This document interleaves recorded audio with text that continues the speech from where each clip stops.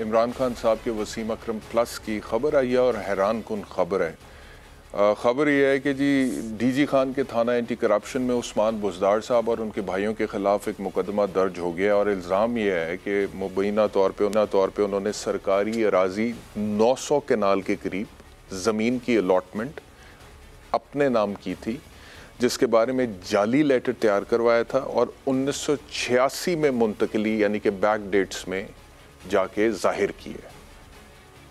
मतलब कि बहुत बड़ा इल्ज़ाम है। 900 कनाल सरकारी ज़मीन की अलॉटमेंट उस वक्त के चीफ मिनिस्टर पंजाब सरदार उस्मान बुज़दार, इमरान खान साहब के वसीम अकरम प्लस, उनके हवाले से ख़बर है कि एंटी करप्शन और ये जो जितनी भी मालूमात हैं ये वहाँ के डिप्टी कमिश्नर ने दी है एंटी करप्शन को, और उसके बाद एंटी करप्शन ने पर्चा दर्ज किया और उस्मान बुज़दार साहब ने इस वक्त अपनी ज़मानत भी इस पर्चे में करवा लिया। लेकिन अब ये आने वाले दिनों में इन्वेस्टिगेशन में इंक्वायरी में पता लगेगा कि वो जो ज़मीन अलॉट हुई है उस्मान बुज़दार साहब के नाम पे या उनके भाइयों के नाम पे, क्या वो वाकई में सरकारी ज़मीन थी, और अगर सरकारी ज़मीन थी तो उसको अपने नाम कराने के लिए कोई जाली लेटर तैयार किया गया था और उस जाली लेटर की बुनियाद पे बैक डेट्स में 1986 में जाके ये 900 कनाल सरकारी अराज़ी खुद के नाम पे अलॉट करा ली गई या नहीं करा ली गई। लेकिन अगर ऐसा हुआ है तो इट इज़ वेरी अनफॉर्चुनेट, क्योंकि यहाँ पर लोग इंतज़ार कर रहे थे नया पाकिस्तान बनने का और पंजाब में वो बनाना था इमरान खान साहब के वसीम अकरम प्लस उस्मान बुज़दार साहब ने। लेकिन अगर इस तरह की हरकतें उस टाइम पर हो रही थी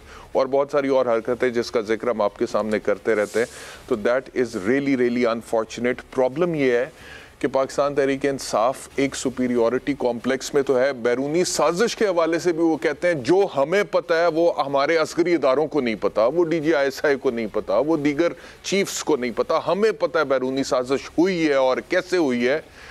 तो वो कहते ही हैं, लेकिन सियासतदानों के हवाले से भी जो लैंग्वेज इस्तेमाल करते हैं, जो प्रायोरिटीज़ हैं वो बड़ी अजीब सी। अब शेख रशीद साहब का एक स्टेटमेंट, मतलब कि हालांकि मैंने जितने शोज़ कर छोड़े हैं पाकिस्तान पीपल्स पार्टी के ख़िलाफ़ या बिलावल भुट्टो जरदारी के ख़िलाफ़, आप लोगों को पता है जो मेरे शोज़ फॉलो करते हैं। अब शेख रशीद एक नेक्स्ट लेवल पे जाके एक बंदा जो 15 दफ़ा वज़ीर रहा हुआ ऐसी ज़ुबान इस्तेमाल करे फॉरेन मिनिस्टर के हवाले से, तो नामुनासिब है। क्या ये 12 के 12 पार्टियां गंदे अंडे एक ही टोकरे में ठोकर से उड़ा देंगे। बिल्लो रानी को छोड़ दो, बिल्लो रानी दिल की जानी पाकिस्तान आ ही नहीं रही है, और वो कमान उस चोर और डाकू राज आसफ जरदारी ने संभाल ली है। तारीख निकाल कर देखे कि पाकिस्तान की सियासत में 3 महीने में जितने दौरे बिल्लो रानी ने किए हैं किसी ने नहीं किया है। तो अब तो दुख ही होता है इस तरह की तकरीरें देख के, सुन के अवाम को किस तरह से बेवकूफ़ बनाया जाता है। बहरहाल शहबाज गिल साहब ने भी कुछ गुफ्तगू की थी। मैं सिर्फ गुफ्तगू के मेयार की बात कर रहा हूँ, और ये ऐसा नहीं है कि सिर्फ एक पार्टी के हवाले से, मुख्तलिफ औकात में दीगर मामलात भी हम आपके सामने पेश करते रहें। गिल साहब की गुफ्तगू भी सुन ले फिर आगे बढ़ते हैं। बाजी का कसूर नहीं, बाजी नालायक है। आप अगर लोगों की घर की खवातीन के ऊपर बात करेंगे तो फिर आपकी प्लास्टिक सर्जरी के बिल बाहर आएंगे, आपकी जुबान खींच ली जाएगी। बाजी आपको एक काम की बात बताता हूँ, दुनिया का कोई थीसिस हो, दुनिया में किसी किताब का चैप्टर हो, हर चीज़ की एक समरी होती, कंक्लूजन होता है आखिर में।